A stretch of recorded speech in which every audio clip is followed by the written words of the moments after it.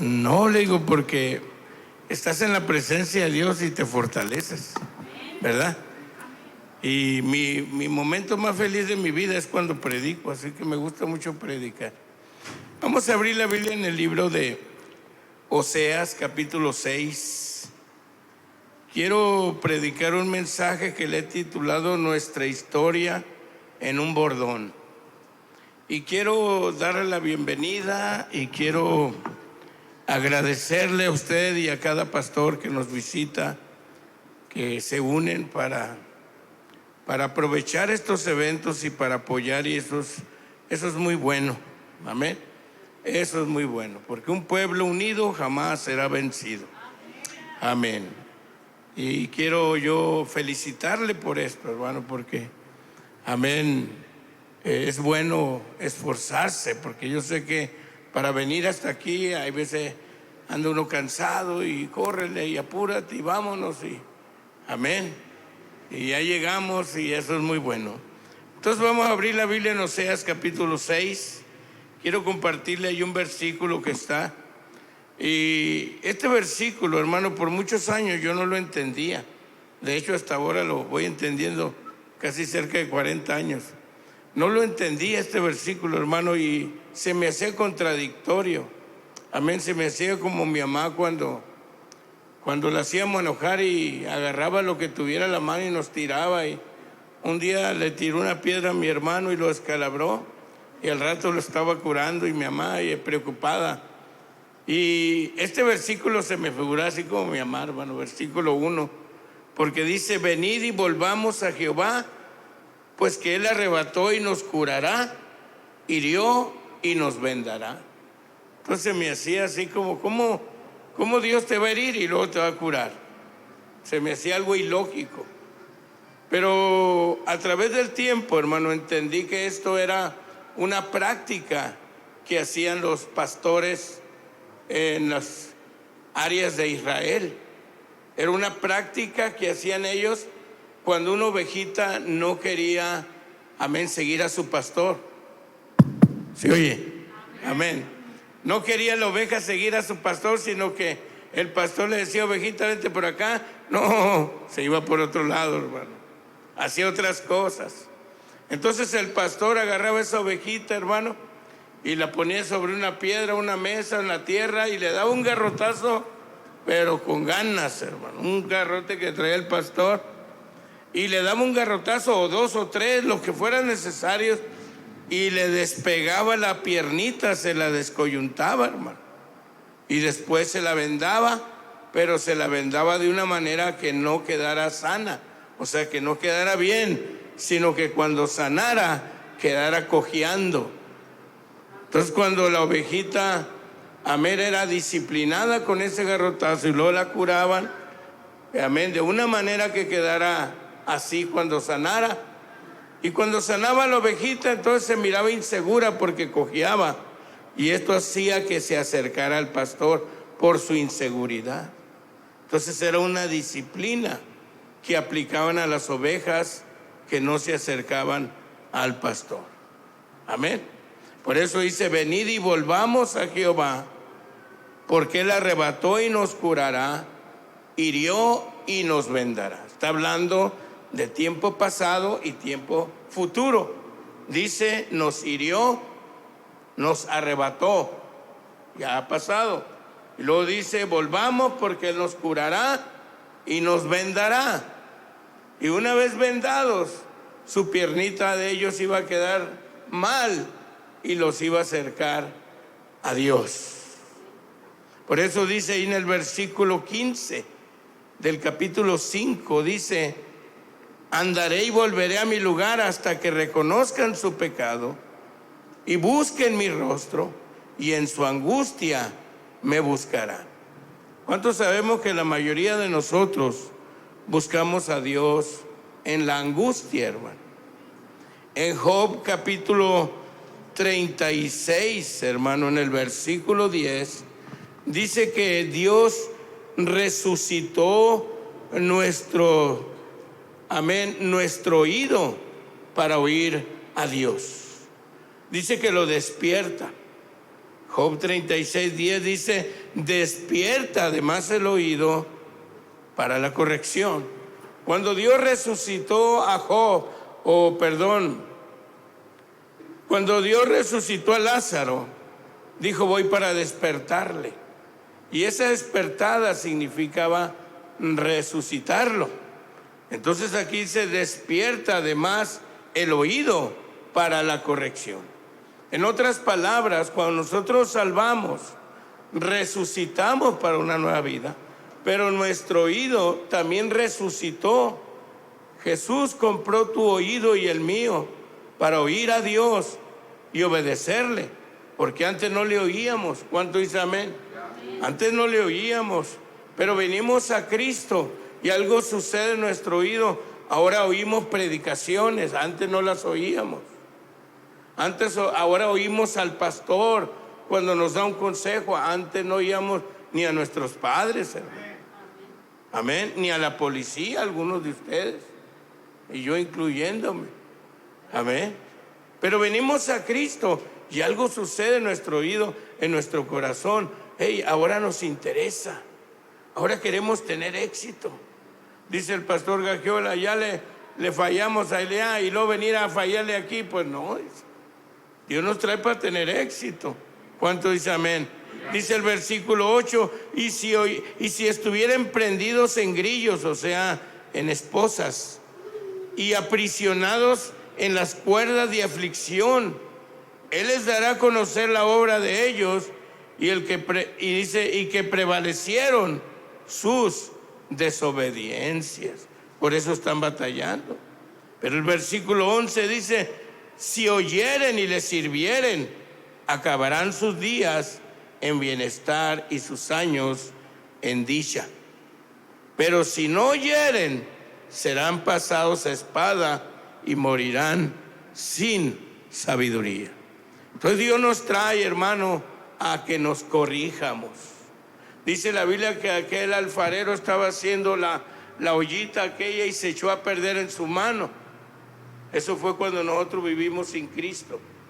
Luego nos salvamos, nos revuelven, nos echan agüita del Espíritu Santo, nos amasan y nos hacen conforme Dios le parece mejor que seamos. Entonces en esa hechura Dios está trabajando, Dios está quitando, Dios tiene que corregir. Amén. Dice que la palabra corregir viene cuando los barcos se desviaban un poco y corregían el rumbo, hermano. Entonces Dios quiere que nosotros como discípulos estemos dispuestos a corregir nuestro rumbo o ser corregidos. Amén. Entonces amén, en Oseas 6:1 dice: venid y volvamos a Jehová, porque Él arrebató y nos curará, hirió y nos vendará. O sea que Dios aquí, hermano, está corrigiendo. Y luego dice: nos dará vida después de 2 días, y en el tercer día nos resucitará y viviremos delante de Él. O sea, después de la corrección, dice, viene una vida, y conoceremos y proseguiremos en conocer a Jehová, como el alba está dispuesta a su salida, y vendrá a nosotros como la lluvia temprana y la tardía. Dice que después de la salvación viene un bautismo del Espíritu Santo. Esta lluvia es un bautismo, porque Jesús murió en la Pascua. Amén. Cuando ellos salen de Egipto, hacen la primer Pascua, que significa ser librados. Cuando pusieron aquella sangre en las puertas, en los dinteles, y el ángel de la muerte miró la seña y no murieron los primogénitos. Pues Jesús viene, hermano, a morir en la Pascua, dice la Biblia, y que nosotros, dice Hebreo, nos venimos a congregar a la congregación de los primogénitos y a millares de ángeles. Entonces Jesús muere en la Pascua y resucita el tercer día y anda como 40 días con ellos, presentándose a los discípulos ya resucitado, y después de los 40 días se va y se despide de ellos, y una nube lo agarra y él dice: necesito irme, porque si no me voy no vendría el Espíritu Santo, se lo voy para mandárselo. Y dice que el Espíritu Santo llegó en el día 50, en el día de Pentecostés. O sea, como una semana después que Cristo se fue, vino el Espíritu Santo, porque Jesús les había dicho: no se vayan, esperen hasta que sean investidos del poder de lo alto. Entonces ellos están oyendo a Jesús, están obedeciéndole a Cristo Jesús. Y en Hebreos capítulo 12, hermano, amén, dice la Biblia que Dios nos toma como a hijos, y como a hijos pues nos corrige, hermano, ¿verdad? ¿Cuántos corrigen a sus hijos? Pues si no los corrigen, deberían de hacerlo. Amén. Un día le dijo una hermana, ¿por qué no va a la iglesia? Tenía como 2 meses sin ir a la iglesia. Ay, pastor, es que está ocupada. Y luego voltea a su niño chiquito y le dice: Juanito, vamos a la iglesia, mi amor. Ya, no cayó. Amén. No quiere Juanito. Amén, como que le faltó una corrección a Juanito y otros también a ella. ¿Cuánto dice amén? Hay cosas, hermanos, donde debemos corregirlos. Dice Hebreos 12, versículo 5, dice: y habéis ya olvidado la exhortación que como a hijos se os dirige, diciendo. Como a hijos, hermano. ¿Cuántos son hijos de Dios? Bueno, a ver, levante la mano los hijos de Dios. Ahora diga: yo necesito corrección. Ándele, ya nos vamos entendiendo. Dice: y habéis ya olvidado la exhortación que como a hijos se os dirige, diciendo: hijo mío, no menosprecie la disciplina del Señor. Menospreciar, hermano, es no valorar. No menosprecie la disciplina del Señor, ni desmayes cuando eres reprendido por Él. Ahora, no está hablando que el pastor está ahí corrigiendo, sino Dios mismo está corrigiendo. No desmayes quiere decir: no tires todo, porque te corrigieron. Dice: porque el Señor al que ama disciplina y azota a todo el que recibe por hijo. Si soporta la disciplina, Dios te trata como a hijo. Porque qué hijo es aquel a quien el Padre no disciplina. Pero si os deja sin disciplina, de la cual todos han sido participantes, entonces sois bastardos y no hijos. Un bastardo era un hijo abandonado por su padre. Por otra parte, tuvimos nuestros padres terrenales que nos disciplinaban y los venerábamos. ¿Por qué no obedeceremos mucho mejor al Padre de los Espíritus y viviremos? Y aquellos ciertamente por pocos días nos disciplinaban como a ellos les parecía, pero para lo que nos es provechoso, para que participemos de su santidad. Este es el propósito de la corrección, la santidad. En verdad que ninguna disciplina al presente parece ser causa de gozo, sino de tristeza, pero después da fruto apacible de justicia a los que en ella han sido ejercitados. Ejercitados quiere decir que lo practican, hermano, que permiten que el pastor corrija áreas en sus vidas, que no se enoja. Un día un pastor le dijo a un discípulo: oye, hermano, plancha tu camisa. Y el discípulo se enojó y dijo: ¿y qué? ¿Usted viene muy planchado o qué? Aleluya, dije: este es leoncillo. Amén. Este sí se enoja. ¿Cuántos se enojan así cuando el pastor les dice alguna corrección? Yo sé que aquí no pasa, ¿verdad? Pero por allá para el norte. Amén. Dios dice en una de las escrituras: si me hubieran oído, en un momento yo los habría librado de sus enemigos.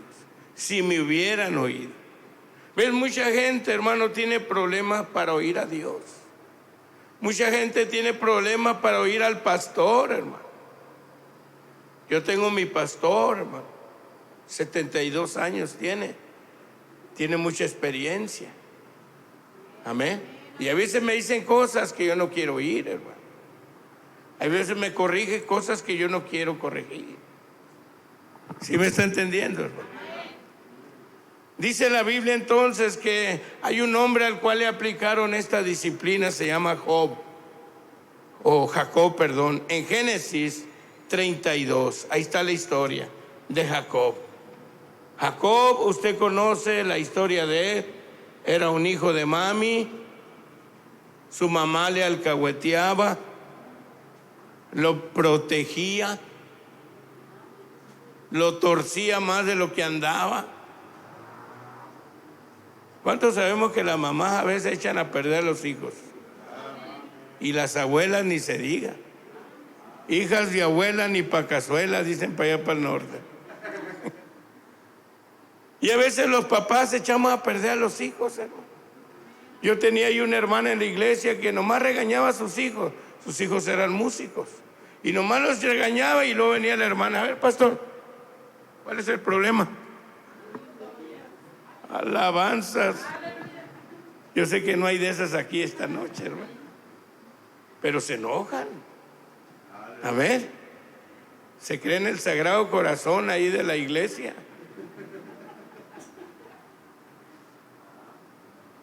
Y entonces Jacob tenía esto, acuérdense Jacob, hermano. Le roba la primogenitura a su hermano, engaña a su papá, pero ¿quién era la culpable? Su mamá. No, mi hijo, tú dile que eres, amén, Esaú. No, mamá, capaz que mi papá me maldiga. No, usted aguante callado, cállese. Amén. Irreverente, cállese. Vaya y dígale a su papá que usted es Esaú, que lo bendiga. Pero me va a descubrir mi hermano ese velludo. No, aquí te voy a poner unos cueros de borrego. Cuando te tiente, ahí que te tiente. Y te voy a poner la ropa de Esaú. Y tú vas a decir que eres Esaú. Así que va, hermano, y engaña a su papá, lo bendice. Y Esaú se da cuenta. Y lo amenaza de muerte. Le dice, vas a ver, deja que mi papá se muera, verás. Lo voy a matar, le dijo. Y su hermano era como el Canelo, hermano, como vikingo, rojo, amén.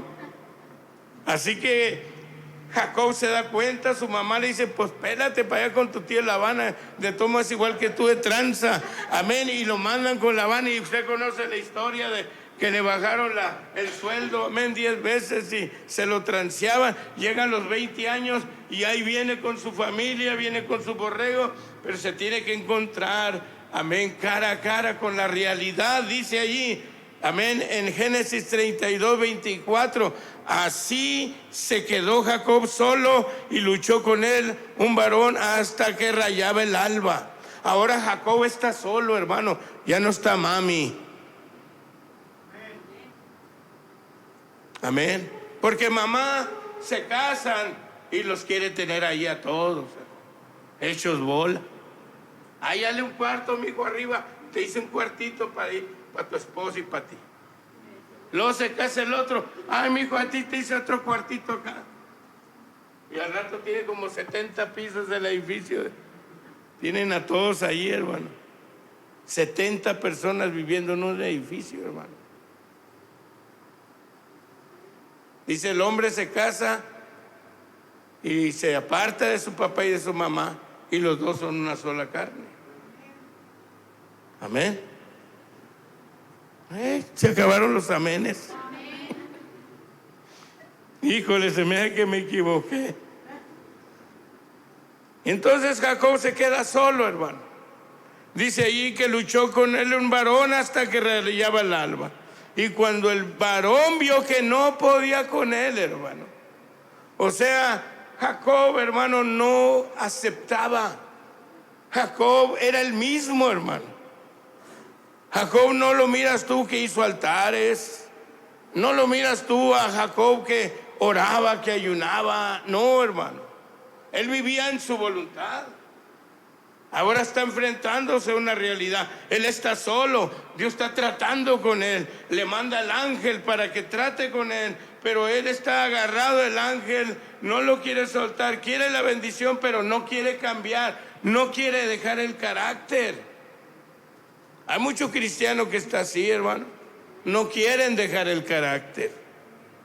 Por eso a veces en los centros de rehabilitaciones los echan a perder, porque les forman un carácter pidichi o un carácter de dame. Y en la casa del alfarero no, aquí los mandamos a trabajar, hermano, que se hagan hombres. ¿Cuánto dice amén? No a pedir. Pastor Mitchell no nos enseñó a pedir, nos enseñó a dar, que es diferente. Y en los centros de rehabilitación les enseñan a pedir y se hacen un espíritu. Amén. Ahora Dios está tratando con el espíritu de Jacob. Él tiene diferentes caracteres y Dios quiere usar su vida, pero él no se deja. Dice el versículo 25, y cuando el varón vio que no podía con él, hermano, porque Jacob era fuerte, pero a la vez era terco. ¿No habrá algún terco por aquí? ¿Alguna terca? Y cuando el varón vio que no podía con él, el varón es Dios mismo, hermano, tocó en el sitio del encaje de su muslo y se descoyuntó el muslo de Jacob mientras con él luchaba. O sea, aquí le están aplicando la disciplina de los borregos, porque él era pastor de borregos, hermano. Así que le dan un garrotazo, el ángel, un caratazo, le descoyunta la pierna, hermano. Y dijo, déjame porque raye el alba. Y Jacob le respondió, no te dejaré si no me bendices.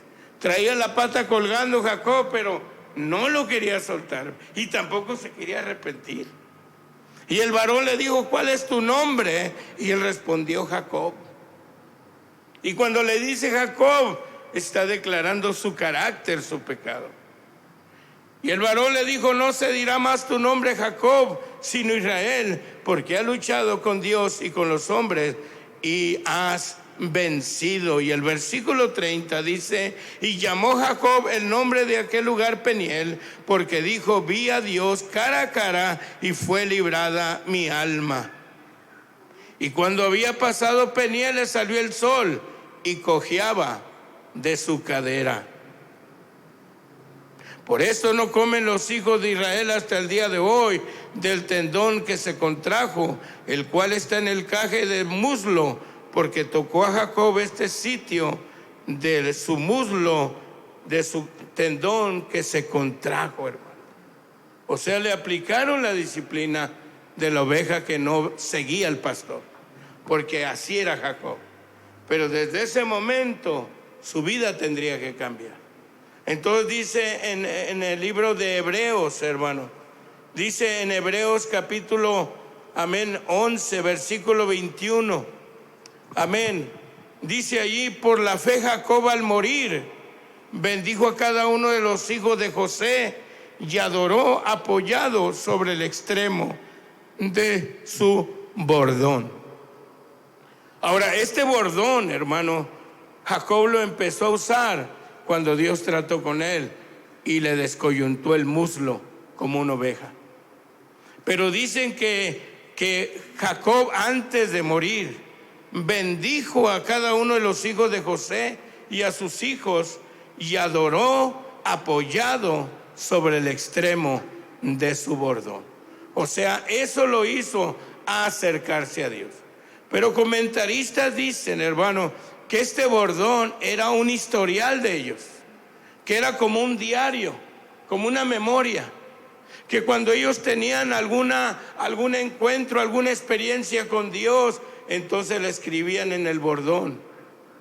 Cuando ellos tenían una experiencia con Dios, a una situación con Dios, donde Dios trataba con ellos a un cambio, entonces lo apuntaban en el bordón.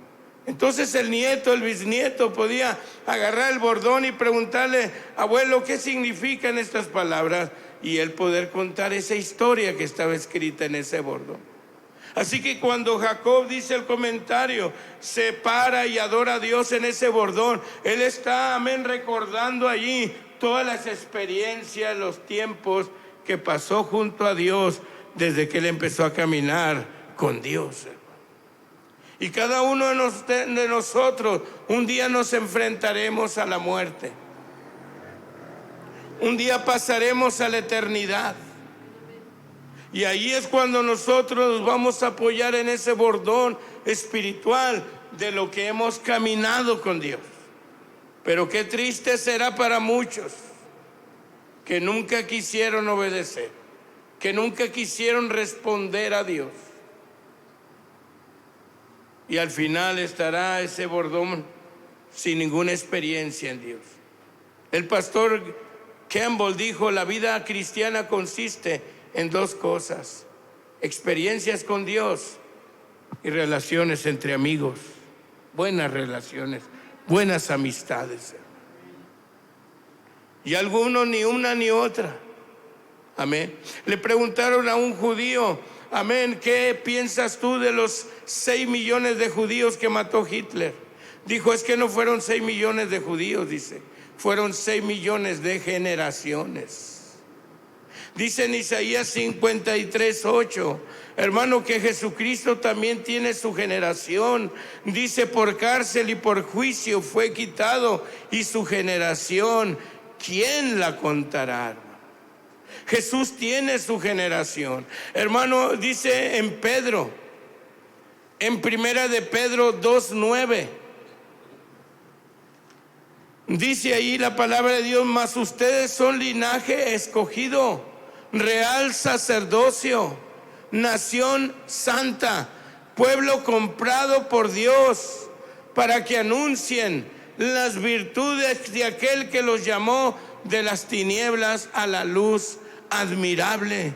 Dice que somos un linaje escogido, somos una generación de Jesús. Por eso, hermano, Dios estaba tratando con Jacob, porque Jacob miraba el presente nada más, pero Jesús miraba el futuro de Jacob. Amén. Así que Jacob es un eslabón, escuche, Jacob es un eslabón a la salvación mundial. Porque de Jacob iban a venir las tribus, y de las tribus iba a venir Jesucristo. De la tribu de Judá y de Cristo íbamos a venir nosotros, hermano. Iban a ser salvas las naciones. Pero si Jacob no respondía, todo se iba a truncar. Así que ahora Jacob está ahí, lo haces o lo haces. Dios está tratando fuertemente con Jacob, porque es un eslabón a la salvación de todos los seres humanos. Pero él no lo entendía. Y usted y yo somos eslabones a mucha gente, hermano. Yo le prediqué a mi familia, hermano, por 4 años, a mis hermanos, hermanas, sobrinas. Ahora ya se hizo una iglesia allí. Pero ¿qué hubiera pasado si yo no les hubiera predicado? Si yo no hubiera sido el eslabón para ellos. ¿Y qué pasa si usted no es el eslabón para la familia? Ellos se perderán. Así que nosotros, hermanos, somos eslabones, y Dios trata por medio de la disciplina, y tristemente muchas veces no queremos. Dice el Salmo 102, versículo 18, se escribirá esto para la generación venidera, y el pueblo que está por nacer alabará a Jehová. Cuando se escribió esta escritura, el Salmo, nosotros no nacíamos aún, mucho menos la salvación, pero alguien se encargó de ser un eslabón, hermano. Alguien respondió a Dios con fidelidad, y ahora estamos nosotros aquí, hermano, salvos. Ahora nos toca a nosotros. Dice la Biblia que David sirvió, hermano, en su generación. En el libro de Gálatas, capítulo 3, dice en el versículo 16, ahora bien, a Abraham fueron hechas las promesas, y a su simiente, la cual es Cristo, dice la Biblia. Y ahí, hermano, en el versículo 29 dice, y si ustedes son de Cristo, ciertamente linaje de Abraham son, y herederos según la promesa. Si somos de Cristo, somos de Abraham. Y dice el versículo, hermano, el versículo, amén, 14, para que en Cristo Jesús la bendición de Abraham alcance a los gentiles, o sea, nosotros, hermano. Entonces todo esto fue hecho para nosotros, hermano. Y Jacob está ahí terco que no y que no. Entonces Dios tiene que tratar con él para que él pueda decir que sí, porque de eso dependíamos nosotros, hermano. Y Dios te habla a ti, tú estás terco que no. Y Dios tiene que tratar fuerte contigo, porque de ti dependen muchos, hermano. y a veces no lo entendemos. Amén. Mire lo que dice en Jeremías, capítulo 1. Había un hombre que predicaba en las calles y nadie se salvaba. Y un día le dijeron: hermano, ¿para qué predica si nadie se salva? Dice: yo predico para no perderme, dijo. Si nadie se salva es problema de ellos, pero yo no me pierdo. Amén. Hay cosas que necesitamos hacer para no perdernos, hermano. Y a Jeremías en capítulo 1, usted sabe que Dios le está hablando a Jeremías y Jeremías no quiere. Dice que es un niño para unas cosas, ¿verdad? Dice, versículo 11: la palabra de Jehová vino a mí diciendo: ¿qué ves tú, Jeremías? Y dije: veo una vara de almendra. Ahora, la vara de almendra, hermano, el almendro se le conoce como el árbol que despierta, porque es el que despierta primero. Unos despiertan en marzo, la mayoría, pero el almendro despierta en enero, en febrero, o sea, antes.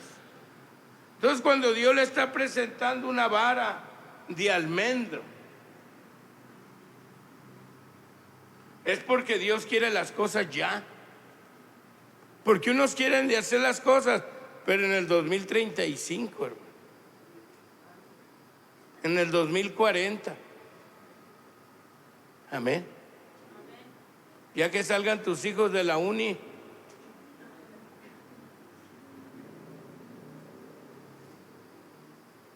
La palabra de Jehová vino a mí diciendo: ¿qué ves tú, Jeremías? Y dijo: veo una vara de almendro. Y me dijo Jehová: bien has visto, porque yo apresuro mi palabra para ponerla por obra. Es que era rápido ya, hermano. Por eso no le puse una vara de mango o una vara de peras. Le pusieron una de almendro, que era lo primero, hermano. Porque Dios quiere ser lo primero en tu vida.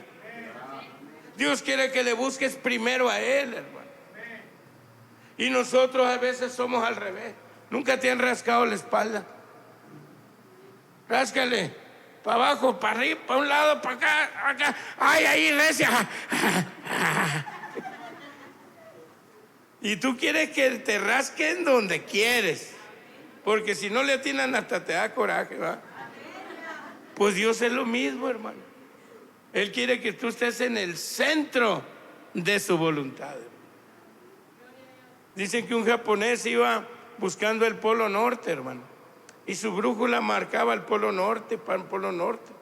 Pero de repente la brújula empezó a dar vueltas y él entendió que estaba en el centro del polo norte, hermano. Y qué tremendo cuando nosotros nos ponemos en el centro de la voluntad de Dios. Dice el versículo 8: no temas delante de ellos, porque contigo estoy para librarte, dice Jehová. Y extendió Jehová su mano y tocó mi boca, y me dijo Jehová: he aquí, he puesto mis palabras en tu boca. Jeremías era el eslabón a esas naciones, hermano. Y extendió Jehová su mano y tocó mi boca, y me dijo Jehová: he aquí, he puesto mis palabras en tu boca. ¿Cuántos de ustedes tienen a Cristo? Pues Cristo es la palabra de Dios. Él es el verbo. Usted tiene esa palabra ya por Cristo Jesús, porque Cristo es el verbo. Dios no hizo nada sin Cristo, dice, porque Cristo es la voz de Dios, hermano. Y usted y yo tenemos esa voz de Dios.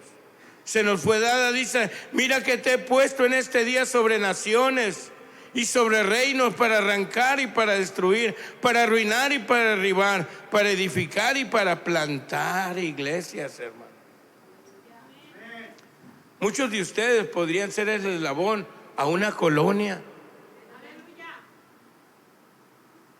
Todos los discípulos quieren predicar aquí: las luces, los reflectores, los aplausos. Pero ¿qué tal una colonia ya? Donde ni el diablo se atreve a ir, hermano. Un día llevaron un predicador a un lugar que se llamaba el Sobaco del Diablo. Estaba feo el barrio, hermano. Ya no hallaba cómo salir ahí el evangelista. Y ya terminado, dijo, qué bueno, dijo, ya nos vamos. No, dijo el pastor, nos queda otro barrio. Aquel se llama la Cola del Diablo. Dijo, jole, si el sobaco estaba así, ¿cómo estará la cola, hermano? ¿Qué tal un ministerio en la Cola del Diablo, hermano? O en el sobaco, o en las patrullas. Amén. Porque somos eslabones, hermano. Hay gente que necesita escuchar lo que tú escuchas. Hay gente que quiere tener la paz que tú tienes. Hay gente que quiere tener la esperanza que tú tienes. Y Jeremías no quería obedecer. Y yo hablo con Jeremías. Es que Jeremías, mira, tú no entiendes algo. Yo te hice antes de que nacieras. Y yo te di por profeta de las naciones. Antes de que nacieras, Jeremías. Así que ya viviste algunos años haciendo tu propia voluntad. Ahora yo te estoy llamando a hacer mi voluntad. Y vas a ir porque vas a ir. Y tuvo que ir Jeremías, hermano. Y cumplió el destino que Dios tenía para su vida, hermano. Qué tremendo cuando podemos obedecer a Dios, hermano. Amén. En Joel capítulo 2, ya voy a finalizar, hermano, ya me falta 1 hora 36 minutos. Joel capítulo 3, no, ya voy a finalizar, hermano. Joel capítulo 3. En el versículo 9 del libro de Joel dice así, yo se lo leo, no se apure. Joel 3:9 dice, proclamad esto entre las naciones, proclamen guerra. Muchos de ustedes, hermano, no han proclamado guerra contra el diablo. La Biblia dice que estamos en una guerra espiritual. Dice Pablo, ponte la armadura, vente a orar en las mañanas. Bueno, vente a orar, dice el pastor Gaquiola, deja ya tu colchón. Proclamen guerra, hermano. ¿Por qué crees que el murciélago está tan feo, hermano? Dice que el murciélago, una vez hubo un pleito, los mamíferos contra las aves. Dice que cuando los mamíferos iban ganando, decía el murciélago, yo soy mamífero. Se hacía con los que iban ganando. Pero cuando iban ganando las aves, dice que decía, yo soy ave, porque vuelo. Y lo descubrieron y le pegó una catorriza, por eso quedó tan feo, hermano. Dice ahí entonces, proclamen esto entre las naciones, proclamen guerra, despierten a los valientes. Es lo que estoy tratando de hacer esta noche, despertar a los valientes, hermano. Un niño salió de las obras de teatro, no le gustaban las obras de teatro, se asustaba con las obras de teatro y le dijeron allá, salió afuera y le dijo, ¿que no eres cristiano? Sí, pero soy un cristiano miedoso. Yo sé que no hay de esos aquí esta noche, puros valientes, hermano. Por eso dice, proclama esto entre las naciones, proclamen guerra, despierten a los valientes, acérquense, vengan todos los hombres de guerra. ¿Cuántos hombres de guerra hay aquí? Bueno, pues ahí están las colonias, hermano.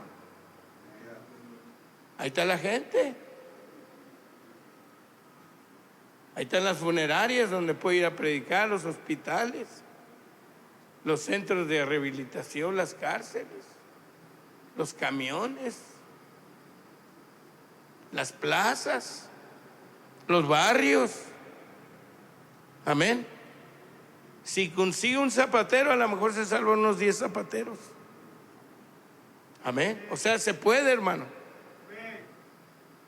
Dice versículo 10, forjen espadas de vuestros asadones. Porque el asadón significa el trabajo, hermano. Porque unos de ustedes adoran el trabajo, hermano. 16 horas no es nada para usted trabajar. 15, 18 horas. Dice en la fábrica, necesitamos ahora que alguien meta horas extra, y los cristianos son los primeros. Amén, aleluya. Gloria a Dios. Entonces aquí está diciendo, haz una espada de tu asadón. O sea, la espada es la espada de guerra y el asadón es herramienta del trabajo. Ahora, no está diciendo que no trabajes, pero que le pongan más énfasis a la guerra espiritual. Y luego dice, amén, hagan lanzas con vuestras hoces, que también era para cortar el trigo. Y diga el débil, fuerte soy. O sea que si tú dejas de afanarte en el trabajo y te enrolas en las cosas de Dios, te armas de las armas de Dios, tú vas a ser fuerte.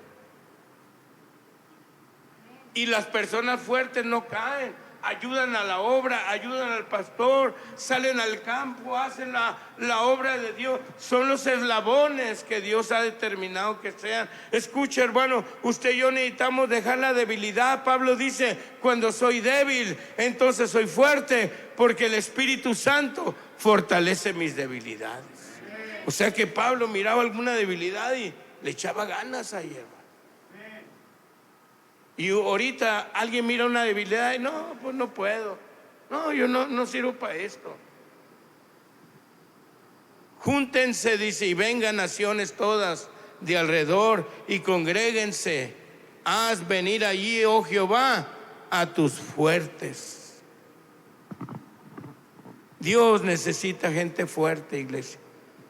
Y eso es cuando nosotros oímos a Dios, permitimos la corrección en nuestras vidas. Cuando yo vine a Cristo, hermano, yo fui corregido en muchas áreas y no me gustaba, hermano. Ay, decía otra vez, ya el pastor me está. ¿Qué no tendrá otro discípulo a quien regañe más que a mí nomás? Pero Dios estaba preparando mi vida, hermano, para que fuera el eslabón que Dios me había llamado a hacer.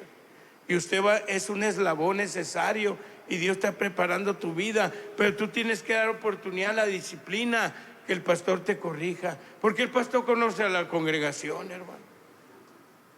Yo prediqué por 24 años y en esos años yo conocía con quién podía venir y con quién no. Yo sabía quiénes me oían la corrección y sabía quiénes se ponían picudos, hermano.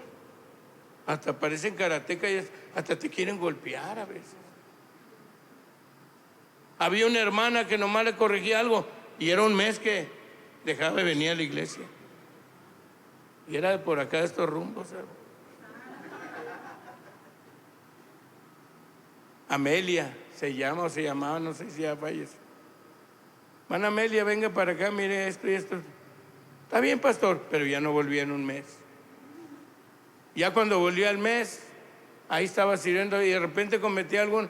Hermana Amelia, come on, baby. Y ya sabía que era un mes que me iba a castigar, hermano.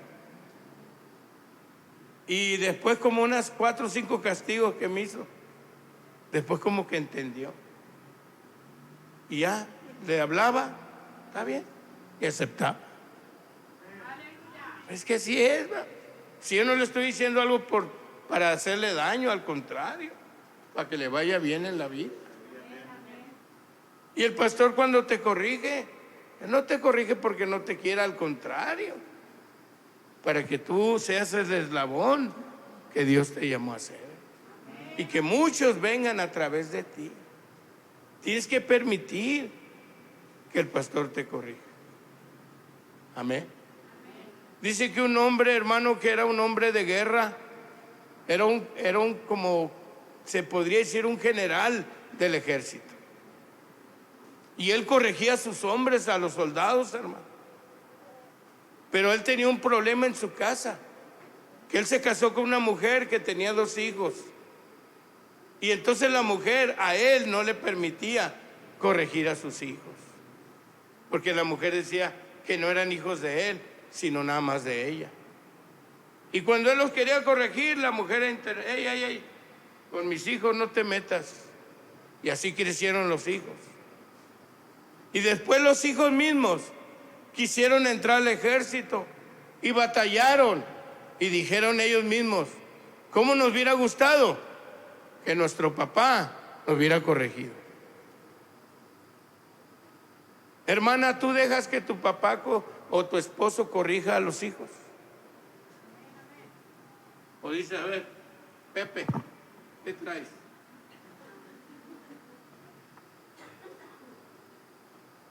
Porque acuérdate que la mamá de Jacob era muy alcahueta con él. Sí, a los otros sí los traía cortitos. Ándale, Saúl, rápido. Pero Jacobito. Amén. Y después Jacobito ya se lo andan echando al plato por el carácter, hermano. Hasta que Dios tuvo que entrar a intervenir a corregirlo, hermano. Podemos permitir la corrección. Sí, porque cuando el pastor regaña a nuestros hijos, hermano, llegan los hijos a amar. Pastor, me dijo que no puedo tener novia. Tengo 14 años y... ¿Eso te dijo, mijo?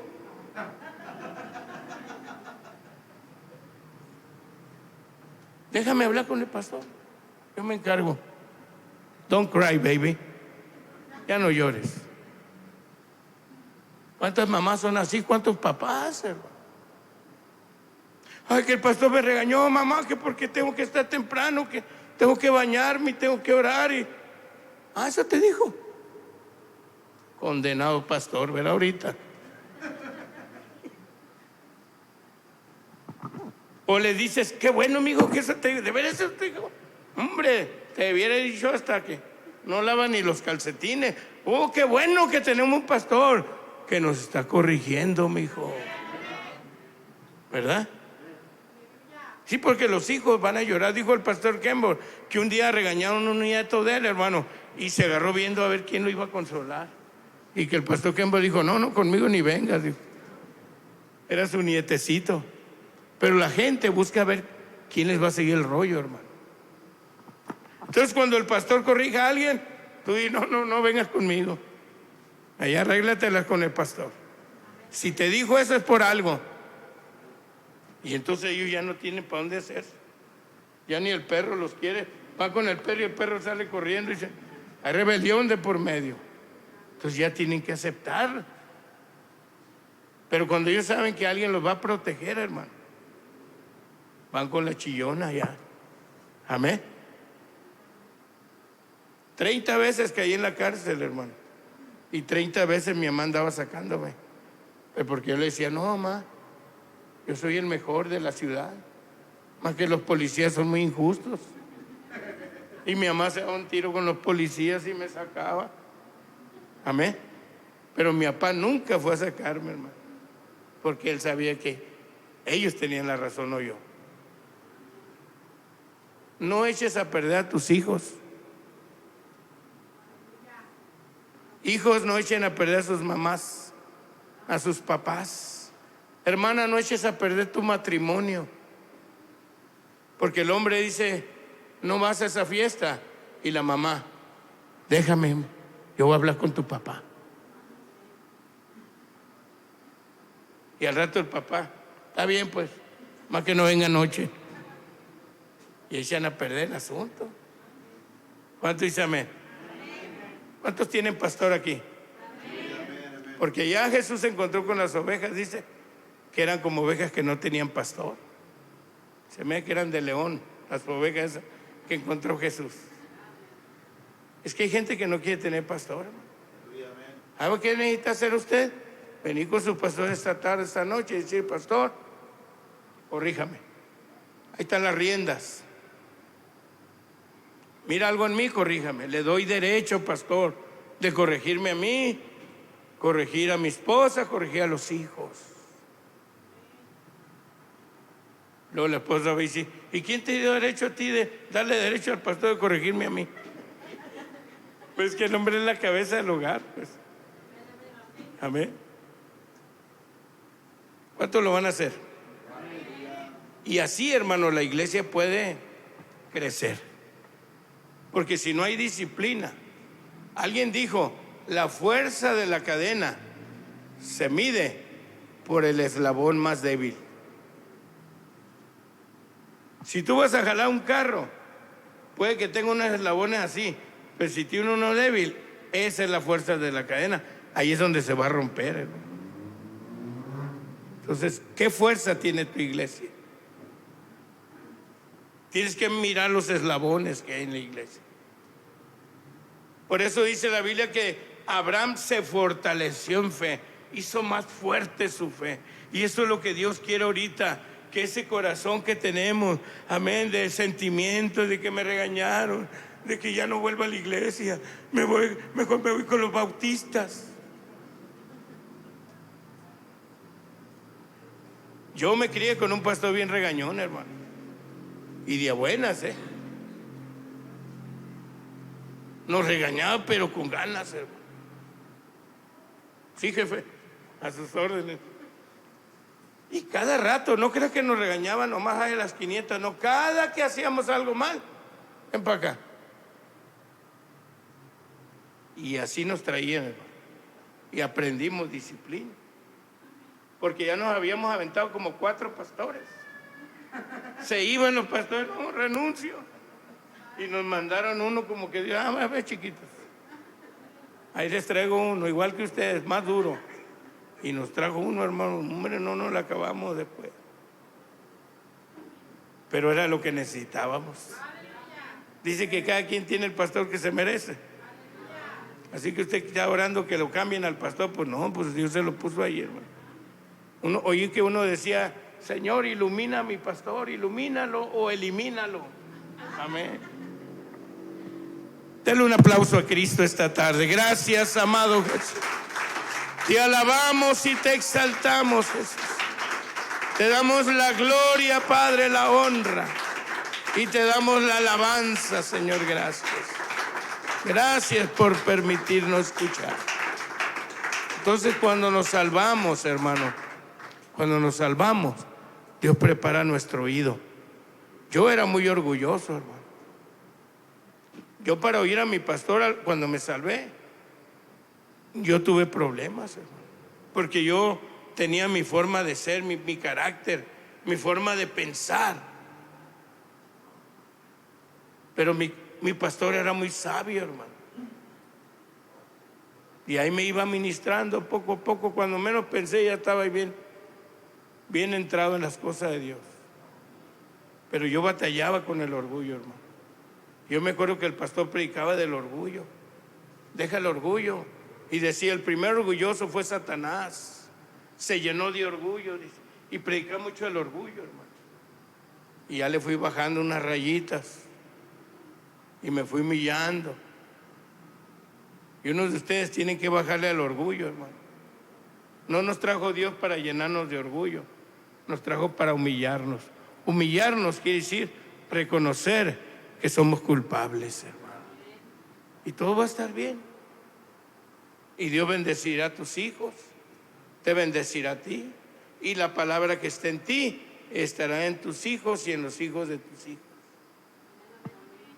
Pero hay que escuchar al pastor, hermano. Porque usted dice, bueno, ¿y el pastor qué? Desde que usted entra por esa puerta, Dios hace responsable al pastor de usted, hermano. Por eso el pastor está hablando con usted. Amén. Y si el pastor corrige a sus hijos, qué bueno, porque ahorita la gente no tiene quien los corrija. Terminan de sicarios, terminan en las cárceles, terminan de borrachos, de drogadictos. Cuando aquí Dios nos manda un pastor que ayude a nuestros hijos, que los corrija. Dijo un pastor que hubo un campamento de jóvenes donde había puros soldados entrenando a los jóvenes y los traían corriendo y los metían al lodo y órale, y ahí los traen a todos los jóvenes. Pero luego dicen, al final del campamento, una semana, dice, todos los jóvenes agradecidos con esos capitanes que los traían, hermano, pero los enseñaron disciplina. Todos agradecidos. Un día fui a recoger mi cartilla que se me pasó, dije, yo soy el único, tenía 18 años.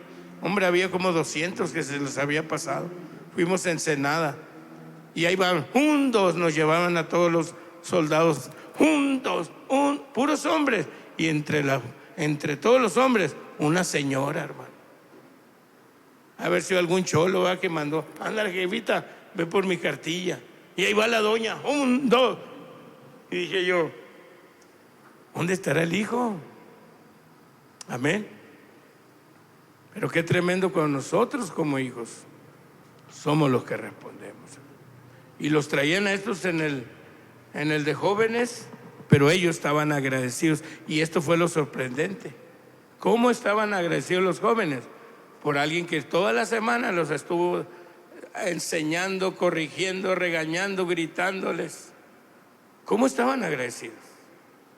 Es que hay algo en el corazón, escucha, que quiere ser domado por Dios. Y para eso está el pastor ahí. Mamá, deja que tus hijos sean corregidos por tu pastor. Déjalos.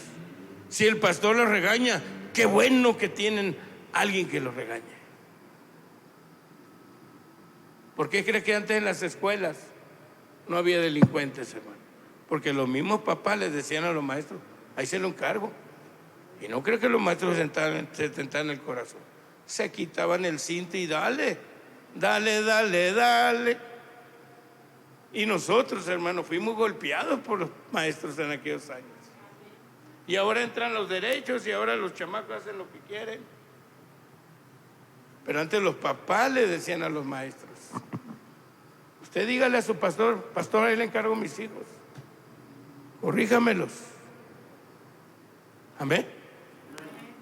Mamás, ¿está bueno? Cuando el papá corrige a los hijos, mamá, ¿está bueno? Ay, los vas a amargar igual que tú, dicen las mamás. ¿Quieres amargar a los chamacos igual que tú? ¿Quieres que todos estemos amargados? Y el niño oyendo las bocinas a todo lo que da. Amén. Vamos a inclinar nuestro rostro en respeto a Dios por un momento.